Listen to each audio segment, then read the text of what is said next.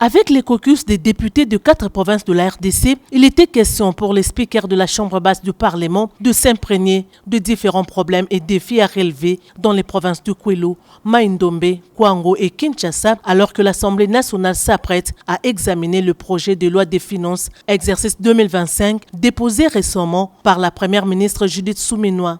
Pour Vital Kamerhe, il était question d'écouter les élus du peuple après la dernière réunion institutionnelle autour du président de la République, Félix-Antoine Tshisekedi Tshilombo, en vue des solutions idoines. Concernant les provinces issues du démembrement du Grand Bandundu, il a été noté que des problèmes sont presque identiques. Les élus sont largement revenus sur l'insécurité causée notamment par les phénomènes Mobondo et les conflits Tekeyaka, l'absence de l'autorité de l'État dans plusieurs localités, l'insuffisance des effectifs policiers et militaires pour assurer la sécurité des citoyens et de leurs biens, la carence des magistrats, les mauvaises conditions de détention dans les maisons carcérales, l'absence des infrastructures modernes dans les routes, les mauvaises conditions de vie de la population. Pour la province de Kwilu, le président du caucus, le député national Gary Sakata, a évoqué la question de la réorganisation des nouvelles élections législatives dans les territoires de Massi-Manimba. D'après lui, cette question bloque les développements de la province. Conséquence, les élections du gouverneur et vice-gouverneur, des sénateurs et du bureau de l'Assemblée provinciale se font toujours attendre. À ce sujet, le professeur Vital Kamerhe a déclaré avoir reçu les assurances du président de la Commission électorale nationale indépendante, Denis Kadima, avec qui il a échangé peu avant la rencontre avec les élus. À en croire le numéro 1 de la CENI, il n'y a plus d'obstacle à l'organisation des législatives à Massi-Manimba,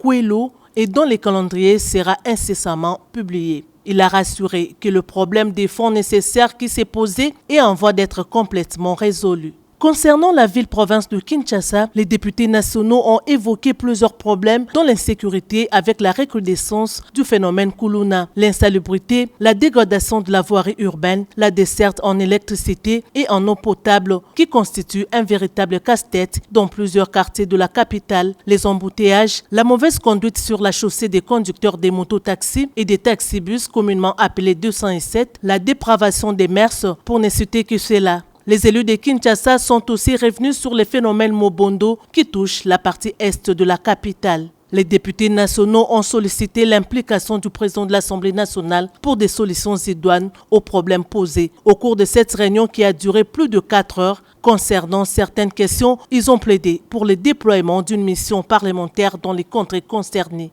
Le président Vital Kamerhe a demandé à ses interlocuteurs de lui produire un rapport détaillé et contenant les desiderata de la population et des pistes de solutions. Ont également pris part le deuxième vice-président de l'Assemblée nationale, l'honorable Christophe Mbosso Kodia, et les rapporteurs de la Chambre basse du Parlement, le professeur Jacques Joly.